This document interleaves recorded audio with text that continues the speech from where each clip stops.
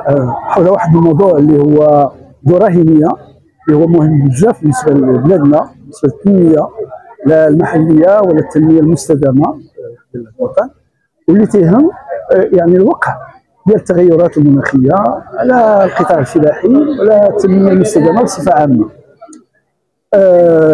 هذا اللقاء نظمته جمعيه المواطنين العالم، اللي هي يعني تعودات في هذه المناسبات باش تناول موضوعات اللي هي تواكب السرور ديال بلادنا، وهي مساهمه مساهمه جد قيمه في النقاش اللي تتعرفوا البلاد في هذا الموضوع.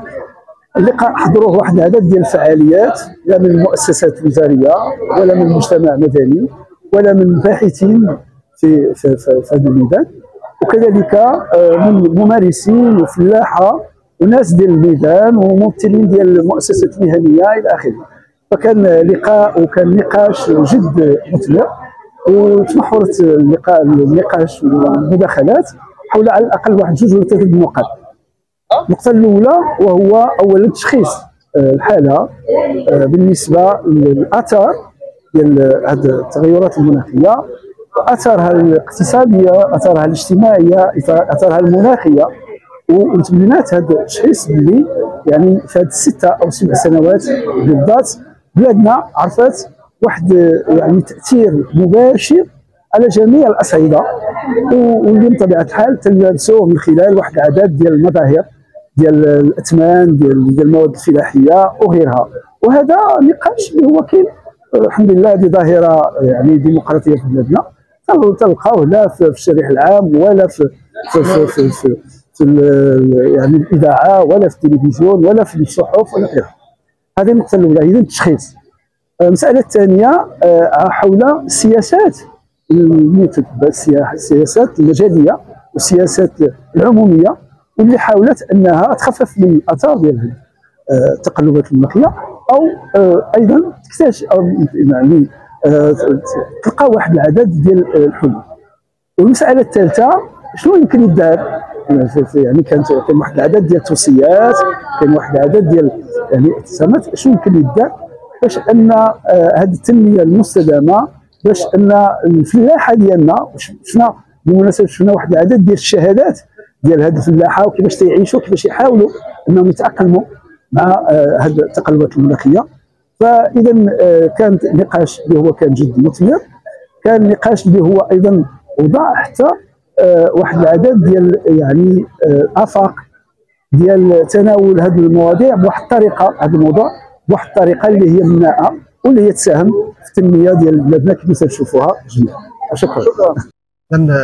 في اطار فعاليات انشطه المعرض الفلاحي تم تنظيم لقاء علمي في اطار دائره مستديره حول التغيرات المناخيه والتحول نحو فلاحه مستدامه. بطبيعه الحال هذا الموضوع له اهميه خاصه نظرا لما يعرفه المغرب من التغيرات المناخيه يعني نوعيه، وايضا يتم رصد تزايد مستمر ومتزايد على الماء علاوه على التجاوزات التي يتم رصدها على مستوى تدبير الماء.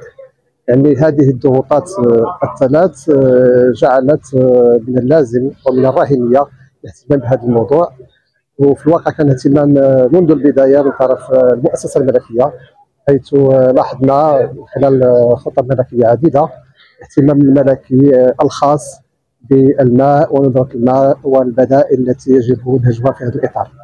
بطبيعه الحال هذا اللقاء العلمي يعني كرس مجموعه من المحاور حول هذا المفهوم، يعني مفهوم التغيرات المناخيه واثرها على الفلاحه واثرها على تدبير الماء. بطبيعه الحال هناك جانب مهم يجب الاشاره هو التاثير القانوني والمؤسساتي بتدبير الماء في المغرب.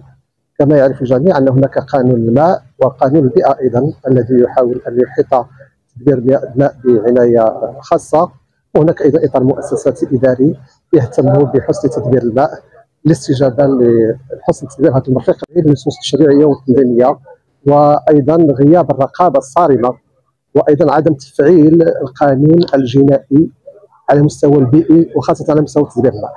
في غياب عقوبات جذريه وصارمه وفي غياب رقابه صارمه على تدبير الماء لن تتحقق الاهداف. علاوه على ذلك وكما ينص الدستور المملكه المغربيه في اي اطار في اي مرفق عام يجب نهج حكامه رشيده لتدبير الماء. هذه الحكامه تتجلى في محاوله البحث عن التنسيق بين مختلف الفاعلين والتقائيه السياسات العموميه لضمان حسن ترشيد الماء وتفادي آثار سلبيه للتغيرات المناخيه. شكرا لكم. جواد رئيس المجلس العام للتنميه الفلاحيه. اللقاء ديال اليوم اللي هو ندوى حول الذكاء الاصطناعي ودوره في تدبير الموارد المائيه، وهي ندوى اللي كتدخل في اطار مجموعه من الندوات العلميه اللي كيعرفها الملتقى الدولي للفلاحه. اللقاء ديال اليوم يعرف المشاركه ديال مجموعه من الخبراء من جامعة مولاي إسماعيل من المدرسة الوطنية للفلاحة، وكذلك مجموعة من الخبراء من القطاع الخاص اللي جاوا باش يسلطوا الضوء على الأهمية ديال الذكاء الاصطناعي والعلاقة ديالو مع تدبير الماء والأهمية ديالو بالنسبة للفلاح داخل الضيعة ديالو والمزايا ديالو، يعني شنو كيربح الفلاح، وكذلك الاستثمار في هذا الشق هذا اللي اليوم اصبح ضروره من الضروريات بالنسبه للفلاح، بالنسبه للضيعه، بالنسبه للاقتصاد في الماء، وكذلك بالنسبه للمؤشرات اخرى اللي هذه تخلي الفلاح انه يسوق المنتوج ديالو في وقت يعني مهم ومناسب، وكذلك بكميه مهمه، وكذلك بواحد الجوده اللي كيطلبها السوق. فاللقاء ديال اليوم كذلك عرف يعني اعطاء مجموعه من التوصيات في هذا الاطار هذا، واللي مره اخرى المغرب في اطار استراتيجيه الجيل الاخضر 2020-2030 يعتبر رائدا في هذا القطاع هذا، لان بدينا في يعني هذه السنوات كثير ومجموعه من الجهات اللي تعتبر جهات رائده في هذا القطاع. انا نعطي واحد الجهه اللي هي جهه سوسمسا اللي يعني فيها مجموعه من الضيعات الفلاحيه اللي اشتغلت في هذا الاطار هذا وفي الذكاء الاصطناعي منذ سنوات، وكاين جهات اخرى بما فيها جهات فاس مكناس وفي مجموعه ديال السلاسل ديال الانتاج. هذا الشيء كله باش نشاركوا جميع الشركاء وكذلك الشركاء الافارقه والدوليين بما وصل اليه القطاع الفلاحي في هذا الاطار هذا اللي هو الحمد لله واخد المسار ديالو، وكاين نتائج جد مهمه اللي كيعرفها القطاع في اطار استراتيجيه الجيل الاخضر 2020-2030 اللي يتم الانجاز ديالها تحت الرعايه ديال صاحب الجلاله الوزير. المبادره ممتازه، نتمنى ان شاء الله في المستقبل اننا تكون في اطار يعني اوسع مع مؤسسات التعليم وتكون تحت وزاره الفلاحه. وبغيت نعقد في 30 ثانيه. J'enseigne la politique à mes étudiants, sciences politiques, mais je ne fais pas la politique. Pour la simple raison que la question d'eau, lorsqu'elle a été gérée par la politique, ça a foiré. Vous voyez le résultat comment il est. Le résultat, on se trouve dans une situation de stress hydrique total de A à Z. Il n'y a pas lieu de se cacher. Et aussi, je veux mettre en relief une chose. Ce n'est pas l'hirondelle qui va faire le printemps. Ce n'est pas la dernière pluie qui va changer toute la donne. On doit continuer à agir sur le plan structurel, comme quoi le stress hydrique, c'est un problème profond au Maroc. Ce n'est pas l'intelligence artificielle qui va nous amener des éléments de réponse, parce que si c'était le cas, le goutte à goutte aurait amené les éléments de réponse. On ne doit pas être des enfants naïfs à ce point et multiplier la technicité. Je ne dis pas que l'intelligence artificielle n'est pas bonne en elle-même, mais ça ne peut pas être une finalité. C'est un moyen. Et il y a possibilité de toujours rentrer. Qu'est-ce qu'ils ont les moyens de l'Khtaraï de Seguia qui existait auparavant, Si je vois, parce que moi je peux parler de cette question avec vous dans la mesure, j'ai commencé ma recherche avec la circulaire du ministère de l'Intérieur. Il n'y avait ni loi sur l'eau, ni celle de 1995, ni celle de 2015. Il n'y avait rien. Il n'y avait que le ministère de l'Intérieur qui était présent au niveau de l'environnement pour montrer que c'était une question étatique. On ne peut pas se voiler la face. Et c'est la raison pour laquelle on n'a jamais eu un ministère de l'Environnement à part entière. Mais malheureusement, pas malheureusement, heureusement que le Maroc est dans les COP. Et si on est dans les COP, c'est que tout simplement les bailleurs de fonds pour construire les barrages doivent se faire payer. Comment ils doivent se faire payer? Avoir une gestion intégrée de l'eau. Et ce n'est pas un hasard que cette gestion doit être intégrée de l'eau et le moniteur doit être l'État. Pourquoi ça doit être l'État? Parce que l'eau, c'est un bien public. Et le Maroc a suivi l'exemple français depuis 1914. La France, arrivée sur le territoire marocain, la première des choses qu'a fait la France, ramener l'eau dans le domaine public. Ce n'est pas un hasard pour pouvoir le contrôler. Et avant, c'était l'eau, une denrée collective qui est très importante, réglée par la société, réglée par le Amrar au niveau du sud du Maroc, réglée par la Jma'a. Donc c'était une affaire de la Jma'a. Maintenant, ce n'est plus une affaire de la Jma'a, c'est une affaire de l'investisseur. L'investisseur, il peut exploiter, mais on n'a plus d'eau. Qu'est-ce qu'il va faire maintenant? Donc, est-ce que ça, c'est de la politique? Merci, monsieur. D'accord, d'accord. Merci, madame. Oui. À vous la parole. Oui. Alors, madame. Non, c'est pas politique, je peux corriger. Il laisse mettre. Allez-y, monsieur. Oui. Madame, moi je ne suis pas d'accord avec vous parce que vous avez un potentiel politique important. Donc je vous invite à intégrer la politique. Mais alors rapidement, par rapport à la question du jeune homme tout à l'heure qui a parlé de... Je pense la question comment garantir les prédictions, je pense que vous vouliez dire c'est comment croire à ce que ces prédictions soient fiables. Je pense que c'est ça les prédictions, c'est un ensemble de données. Tout à l'heure, le professeur, il a bien présenté vraiment un détail très technique par rapport à ces données-là qui mènent à une décision prise pour irriguer avec tant de quantité d'eau à un moment bien précis. Et je pense que l'élément essentiel, il y en a deux. Il y a le temps, quand est-ce qu'il faut agir, et tout ce qui est science, ça existe. C'est pas ça le problème. Et deuxièmement, et ça c'est l'élément le plus compliqué, c'est l'utilisateur. Et tout à l'heure, si vous voulez, je veux bien intervenir par rapport à l'élément humain. Parce que les sciences, les technologies, les applications, les softwares, tout ça, ça existe. Mais qui va utiliser ça? Et ça me fait revenir à l'éducation, à l'enseignement, à la formation, à l'élément humain. Je pense que c'est ça notre vraie contrainte de développement, surtout au niveau territorial. Merci. D'accord, donc merci pour vos réponses. Donc on donnera la parole maintenant au professeur Issa Mohamed pour présenter la compétition Appel à projets innovants. À vous la parole, professeur Issa.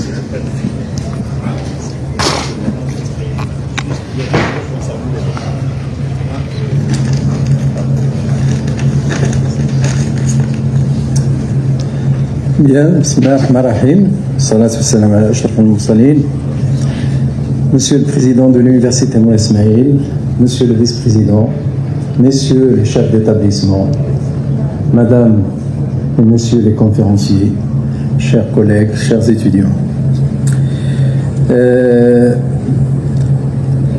Dans le cadre de la participation de l'université Moulay Ismaïl aux activités de la 17e édition du SIAM, l'UMI, un peu à son habitude, a lancé un appel à projet qu'il a intitulé « Appel à projets innovants » auprès de ses étudiants, toutes catégories confondues, ingénieurs, doctorants et même au niveau des chercheurs.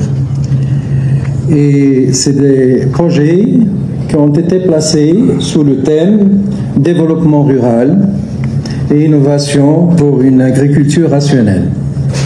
Cet appel, au fait, visait à encourager la créativité et l'innovation des étudiants des doctorants, des chercheurs de l'UNI, en les invitant à proposer des solutions adaptées. On a eu droit à une présentation qui cadrait un peu dans ce sens-là. Des solutions adaptées aux défis actuels, notamment dans les thématiques suivantes. On a retenu 3 thématiques qui sont en conformité avec la thématique globale du SIAM. Le développement rural, l'agriculture rationnelle et la gestion de l'eau. Dans le cadre d'un souci d'organisation, nous avons établi un calendrier et ça fait à peu près 3 mois qu'on a lancé l'appel à projet. Exactement, ça a été fait le 30 janvier 2025, en fixant un dernier délai pour le dépôt et la soumission des projets le 28 février 2025. Et on a reçu plus d'une 50aine de projets innovants. Et donc, on devait évaluer ces projets-là, et on l'a fait en 2 étapes. D'abord, en formant une commission de spécialistes qui touchaient un peu toutes ces thématiques-là. Et je tiens à ce titre-là à les remercier infiniment parce qu'ils ont travaillé en deux étapes. Une première étape pour la sélection des projets à partir de ce qu'on a reçu comme formulaire en ligne, des séquences vidéo ou des rapports. Donc ça a été fait le 5 mars 2025 et puis on a sélectionné sur les 50, plus de 50 projets, on a sélectionné une 20aine de projets. C'était une 20aine qu'on devait traiter davantage pour affiner un peu la sélection et on les a entendus avec un entretien oral qui a été fait le 10 mars 2025. La proclamation des résultats des projets retenus a été faite le 27 mars 2025. En réalité, quand j'ai dit les projets retenus, on devrait les retenir tous. Et donc, avec Monsieur le Président et avec l'équipe de la présidence, on a opté pour primer les trois premiers lauréats de ces projets-là. Et donc, on avait choisi ce moment opportun pour la remise de ces prix-là. Les 3 prix qui ont été faits, le moyen à l'université, comme vous le savez, sont très limités. On aurait aimé faire plus. Donc, mais j'estime que c'est quand même un geste. Et à ce titre-là, personnellement, je tiens à remercier Monsieur le Président d'avoir fait cet effort. C'est pas toujours facile. Donc, le premier prix, on lui a alloué une dotation de 10 000 dirhams. Le deuxième prix, une dotation de 7 000 dirhams. Et puis le troisième prix, une dotation de 5 000 dirhams. Donc, je vais m'arrêter là parce que peut-être on est en retard. Et je vais, sous le contrôle du chairman de la session, je ne sais pas s'il faut tout de suite enchaîner par la remise des prix. Oui, tout à fait, tout à fait. Donc on va enchaîner tout de suite pour la remise des prix aux gagnants. Ok, donc on va commencer par le troisième prix et je vais appeler Monsieur le Président de l'Université Moulay Ismaïl pour remettre ce prix-là. Donc le prix est porté sur un projet intitulé « Fabrication de membranes céramiques de microfiltration par le traitement des effluents oléocoles ». Alors, il a été présenté par Beidou Mounia, qui est une doctorante de la faculté des sciences de Meknès, et on l'appelle à l'estrade pour recevoir son prix. Monsieur le Président de l'Université.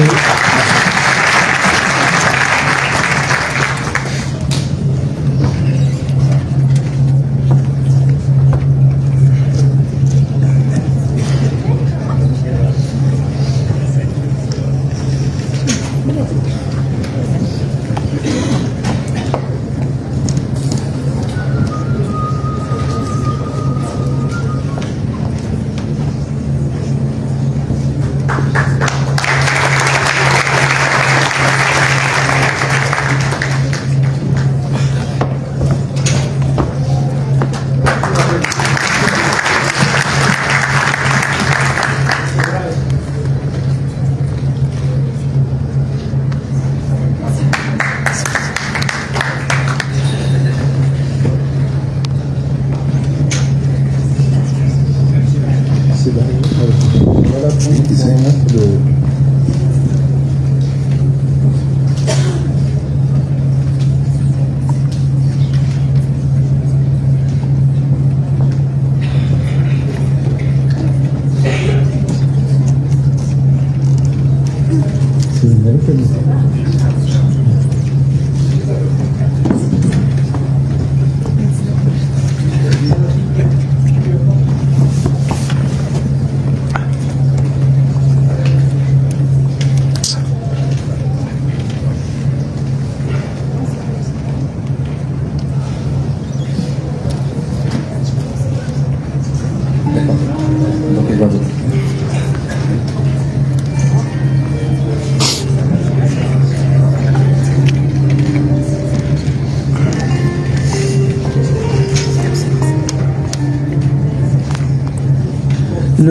Le deuxième prix, d'un montant de 7 000 dirhams, porte sur un projet intitulé Système intégré de dessalement solaire par osmose inverse pour une irrigation goutte à goutte durable. Il a été présenté par M. Tiliwa Amin de la FSTE de Rachidia.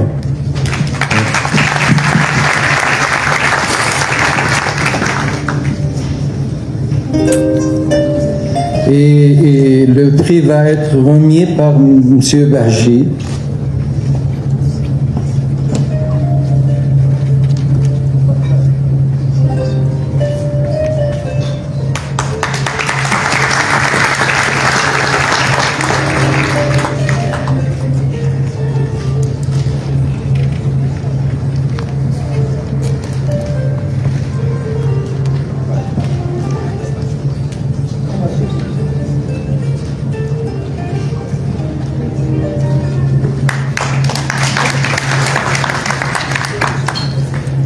Alors on arrive au premier prix, donc d'un montant, comme je l'ai dit, de 10 000 dirhams. C'est le projet qui est un intitulé court, mais qui a quand même séduit les membres de la commission. Il est intitulé La ferme intelligente. Et il a été présenté par M. El Bachari Nour de l'ENSA, l'École nationale des arts métiers. Le prix va être remis par M. le Président de l'UNI.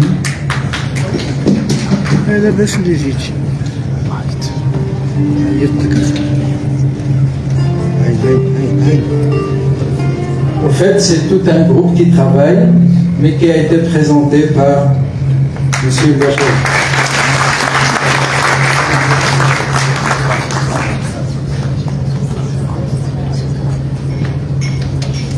Donc, si vous permettez, je vais quand même appeler les 3 lauréats des prix pour une photo collective. Et je vais demander également aux membres conférenciers et aux chefs d'établissement s'ils peuvent s'adjoindre à l'équipe.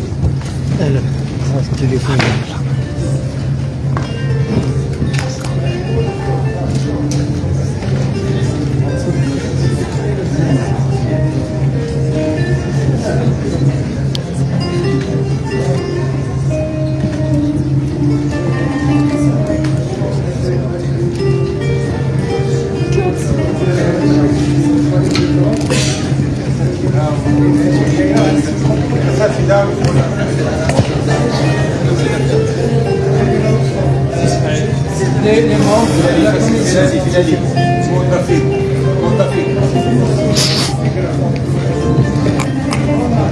صورنا صور بعد الفوتاج صورني